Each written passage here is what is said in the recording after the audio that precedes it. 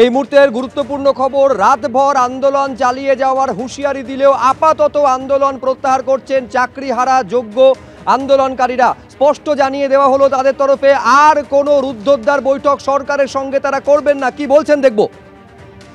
আপনি লিস্ট পাবলিশের কথাটা বলুন দাঁড়িয়ে, উনি বলেছিলেন সেটা সুপ্রিম কোর্ট বলবে, সুপ্রিম কোর্ট বলবে না।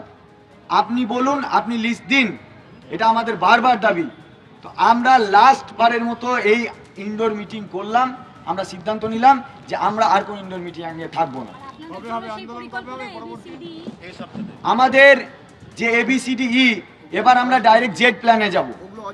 এবার মৃন্ময়দা আছেন, উনি বলবেন। না, একটা শেষ প্রশ্ন, 21শে জুলাই রয়েছে সামনে, সেই যুক্তি দেখিয়ে যদি এই সপ্তাহে আপনাদের কর্মসূচির অনুমতি না দেওয়া হয়? আমরা আর অনুমতির ধারধারি না, আমাদের কোনো অনুমতির ধারধারি না আমরা। কারণ ভালো করে শুনুন, দুর্নীতিটা যদি নিয়ম বা আইন করে ফেলে সরকার, আর সেই নিয়মে বা সেই আইনে যদি আমাদের নিরপরাধীদের শাস্তি হয় এবং সুপ্রিম কোর্টেও যদি নিরপরাধীদের শাস্তি দেওয়া হয়, আর এটাও যদি আইন হয়, তাহলে সেই আইন অমান্য করার ক্ষমতা এবং অধিকার আমাদেরও আছে। আমরা কোনো আইনের আর ধার ধাচ্ছি না, আমরা আইন অমান্য করব। মৃন্ময়দা আছেন, মৃন্ময়দা বলছেন। এবার অভিযানটা কি হবে? ওটা পরে জানিয়ে দেবে। টার্গেট কি এবার? এবার অভিযানটা কোথায়? এরপরে আমরা যে অভিযানটা বাড়ি যাব, এবার মুখ্যমন্ত্রী বাড়ি যাব। নবান্নে আসতে, নবান্ন আসলে প্রশাসনিক মহল, তো নবান্ন আসলে প্রশাসনিক মহল, এখানে আসতে প্রোটোকল আছে, অনেক কিছু ব্রেক ইয়ে করতে হয়। আমরা ঘরোয়া লোকের মতো এরপরে আমরা কালীঘাটেই যাব এবং ঘরোয়া লোকের মতো গিয়ে ঘরোয়া কথা বলবো। আমরা রাস্তায় বসে থাকবো এবং আত্মীয় হলে যেমনভাবে আমাদেরকে জানাতে হয়, আমরা চাই মুখ্যমন্ত্রী সেরকম স্বাগত জানিয়ে আমাদের সামনে এসে বলুক, ঠিক আছে তোমাদের আপ্যায়ন করছি যোগ্যদের তালিকা দিয়ে, এটা আমরা চাই। এখানে আমরা যে নবান্ন অভিযানটা করলাম সেটা সফল নয়, সেটা আপনারা যেটা বলছেন সফল নয় স্বাভাবিকভাবেই, কারণ রাজ্যের সিএম, মাননীয় সিএম, উনি লুকিয়ে ছড়িয়ে বেড়াচ্ছেন এবং যে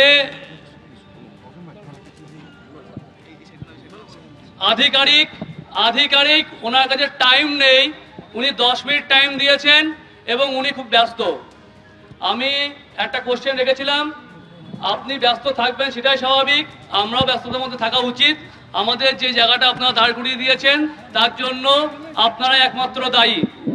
এবং আর একটা বিষয়, ওনারা পরিষ্কারভাবে যেটা বললেন, মিটিং করে সিদ্ধান্ত নিয়ে জানাবেন আজকে লিস্টটা পাবলিশ হবে কিনা।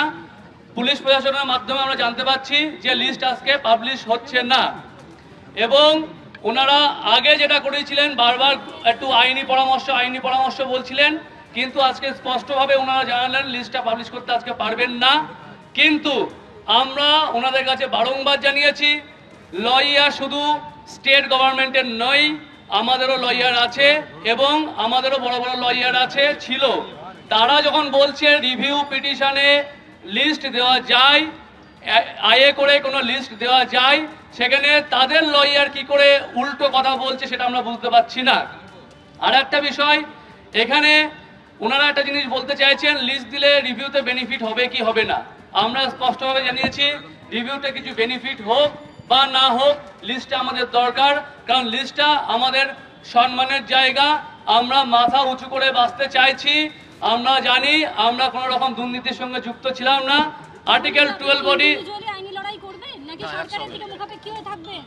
আমরা সরকারের পক্ষে তাকিয়ে নেই, সরকারের দিকে তাকিয়ে নেই। আমরা কিন্তু জানেন অলরেডি রিভিউ পিটিশন ফাইল করেছি, আমরা এগিয়ে যাচ্ছি, আইনি যে লড়াইগুলো আছে সেগুলো করছি আমরা।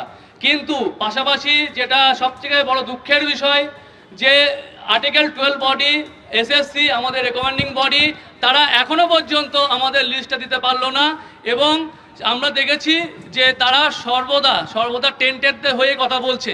সেই জায়গা থেকে বলছি, আজকে আমরা যে সিদ্ধান্তটা নিয়েছি, আজকের এই যে নবান্ন অভিযান, এখানে ইতি টানা হচ্ছে এবং এরপরে এই সপ্তাহতেই আমরা আর একটা অভিযান করব।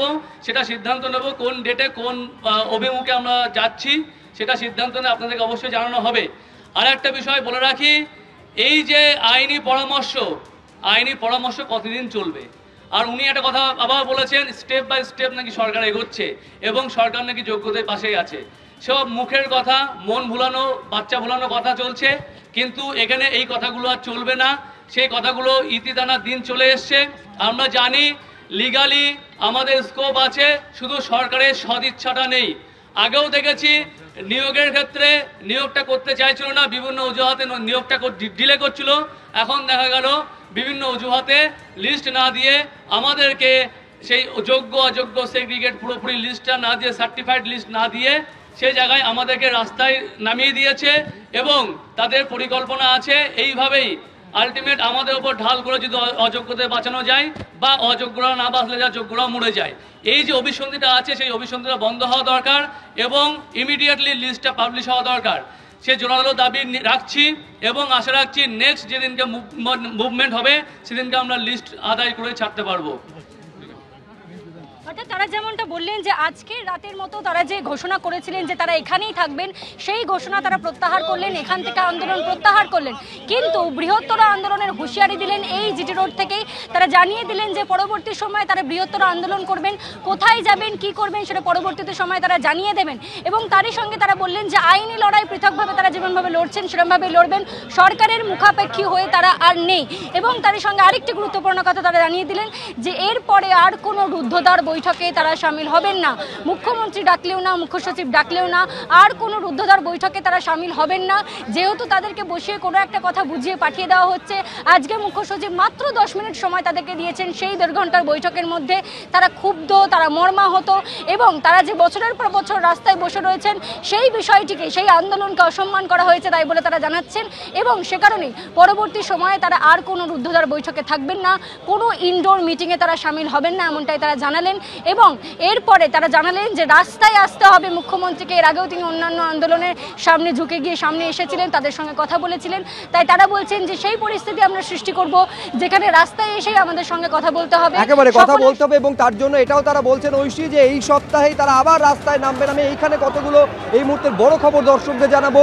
আজকে যে রাতভর আন্দোলনের হুঁশিয়ারি দিয়েছিলেন যোগ্য চাকরিহারা শিক্ষক শিক্ষিকারা, আপাতত সেই আন্দোলন তারা প্রত্যাহার করছেন, স্পষ্ট জানিয়ে দেওয়া হলো তাদের তরফে। এবং সরকারের সঙ্গে আর কোনো রুদ্ধদ্বার বৈঠকে তারা যাবেন না।